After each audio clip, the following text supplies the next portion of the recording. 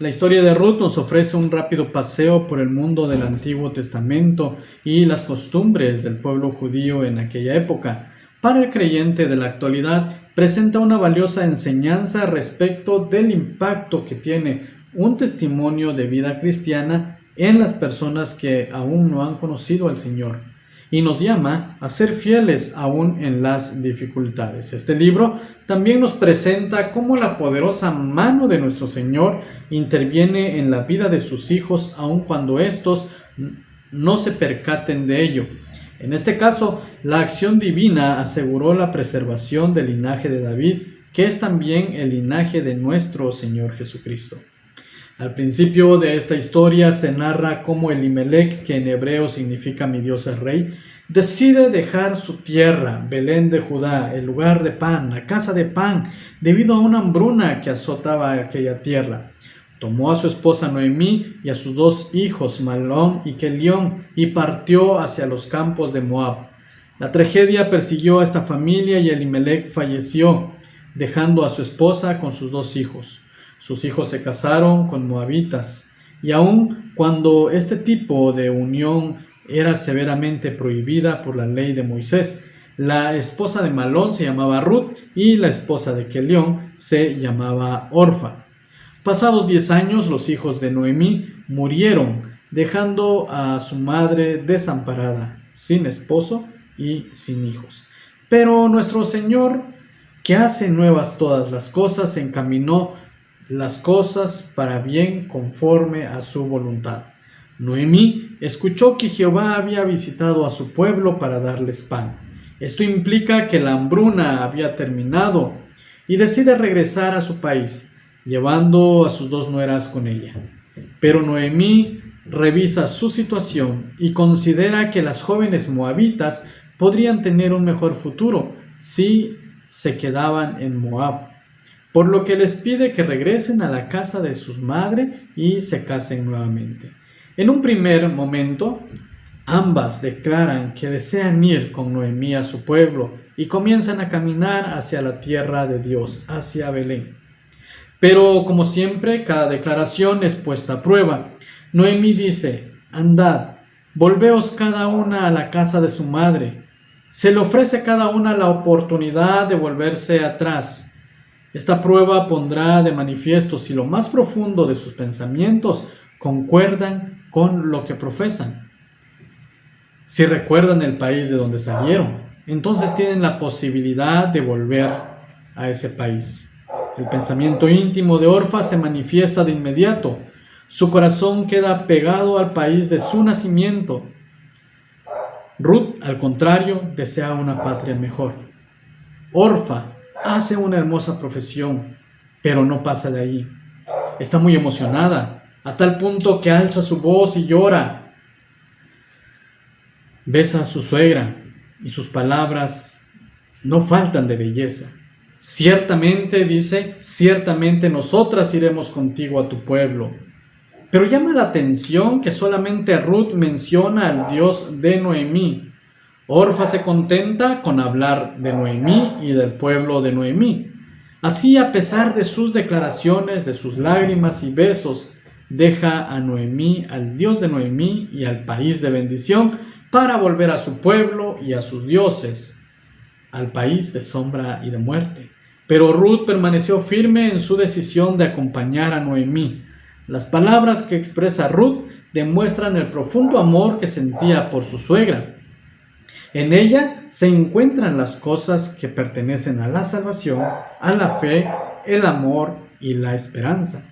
En Orfa, el amor se reduce a una simple manifestación exterior de afecto. Puede besar a Noemí para despedirse, como en cierta medida lo hizo más tarde Judas al traicionar al Señor con un beso. La Biblia no nos dice que Ruth besara a su suegra. Aunque la expresión exterior esté ausente, la realidad puede ser otra, porque se nos dice que Ruth se quedó con ella. El amor real no renuncia a su objeto y la compañía de la persona amada le es indispensable. Por eso Ruth agrega: no me ruegues que te deje y me aparte de ti. Además, la fe de Ruth está a la altura de sus afectos.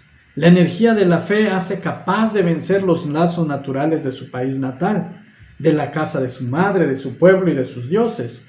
Ruth toma resueltamente el camino del peregrino, ya que declara: a donde quiera que tú fueres, iré yo. Acepta sufrir el camino del extranjero diciendo: donde quiera que vivieres, viviré. Se identifica con el pueblo de Dios mediante estas palabras: tu pueblo será mi pueblo. Y finalmente y sobre todo, ella pone su confianza en el verdadero Dios, porque no solamente hace suyo el pueblo de Noemí, sino que agrega: y tu Dios, mi Dios. Ni siquiera la muerte la hace volver atrás, porque exclama: donde tú murieres, moriré, y allí seré sepultada. Tanto en la muerte como en la vida se identifica con Noemí, y como consecuencia reivindica para sí misma al pueblo y al Dios de Noemí.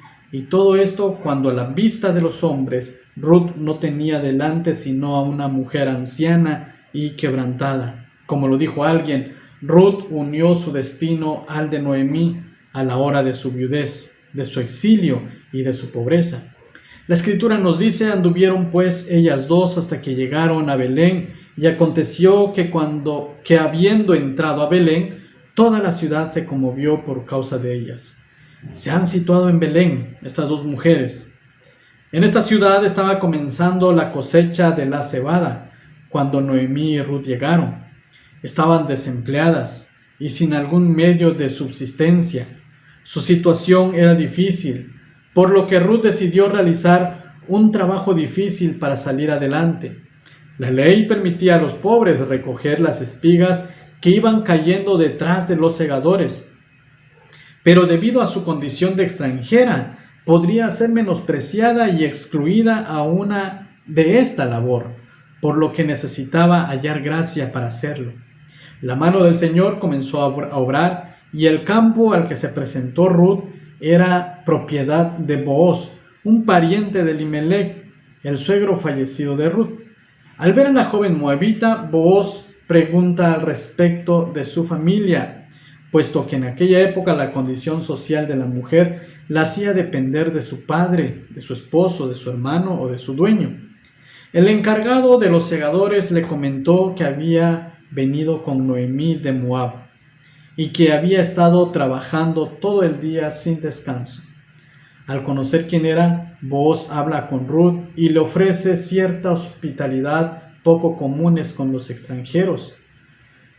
Esto extrañó a Ruth y con mucho respeto le preguntó del motivo de su bondad. Booz le explicó que tenía conocimiento de todo lo que ella había hecho por Noemí su suegra, aún después de la muerte de su marido, y cómo decidió acompañar incluso a un país donde ella sería extranjera. Al regresar a casa, Ruth llevó lo que había espigado, una buena cantidad de grano que ayudaría a solventar la difícil situación económica que atravesaban. Además, llevó a Noemí comida que guardó para ella durante el almuerzo, y le contó todo lo que había acontecido. Noemí se mostró muy emocionada al ser que la persona que había apoyado a Ruth era Booz, ya que era un pariente de su difunto esposo Elimelec, por lo que podía redimirlas. El pueblo judío tenía cierta tradición para asegurar que no se perdiera la herencia y el linaje de una familia. Cuando el padre moría sin dejar herederos, en el caso de Ruth, se requería de un pariente cercano de su difunto esposo que tomara dos obligaciones. 1. Rescatar la herencia o terreno del difunto, ya que Noemí había puesto en venta su parcela. 2. Casarse con Ruth para levantar descendencia a Elimelec, el hijo que nacería de la unión de Booz y Ruth. Se consideró hijo de Malón, el esposo difunto de Ruth, y por tanto heredero de Elimelec. Al terminar la cosecha, Noemí habla con Ruth, le expone que desea que se case y que el mejor candidato es Booz, ya que cumple con las condiciones para redimirla. Es un derecho que como esposa de un judío tiene y le da ciertas indicaciones para hacer valer su derecho. Ruth sigue las indicaciones de Noemí y en el momento propicio le pide a Booz que fuera su redentor, tomándola como esposa. Booz se sintió agradecido por la petición de Ruth, la felicitó por cumplir con la tradición y evitar que se perdiera la herencia y linaje de su difunto esposo, ya que como cualquiera viuda joven, Ruth podía optar por casarse nuevamente, posiblemente con un hombre más joven, pues parece que Booz era mucho mayor que Ruth.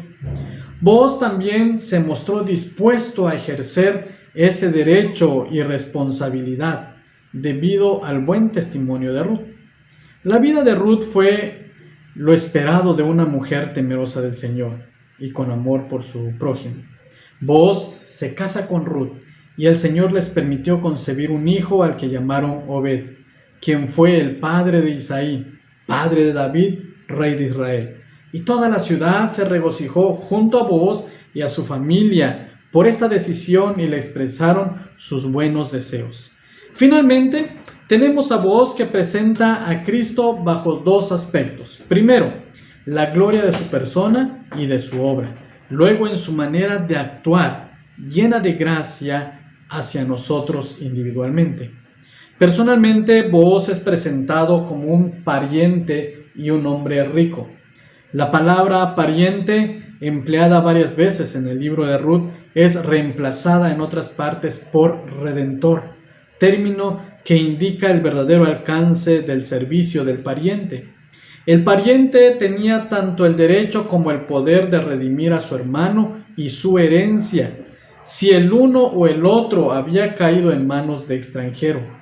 Por la caída, el hombre perdió todos sus derechos sobre su herencia terrenal.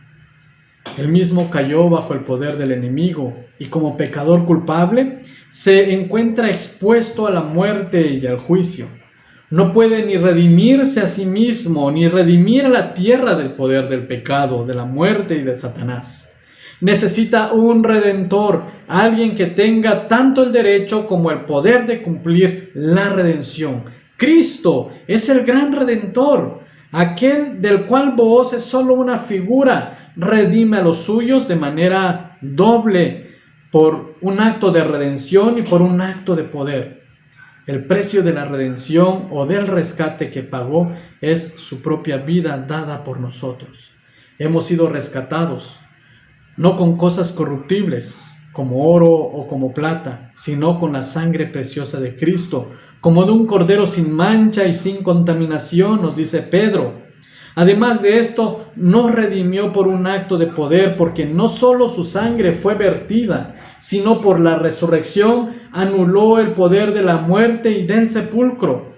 Habiendo sido ya redimidos por su sangre, ahora esperamos la redención en poder, es decir, el momento en que librará a nuestros cuerpos de toda traza de mortalidad, transformando el cuerpo de la humillación para que sea semejante al cuerpo de su gloria, por el poder el cual también sujeta a sí mismo todas las cosas. Finalmente obtendremos nuestra herencia, una posesión que Él adquirió, que rescató del poder del pecado, de la muerte y de Satanás, y de la cual gozaremos juntos con Él para alabanza de su gloria. ¡Qué maravilla, hermanos! Que Cristo nos ha rescatado del pecado.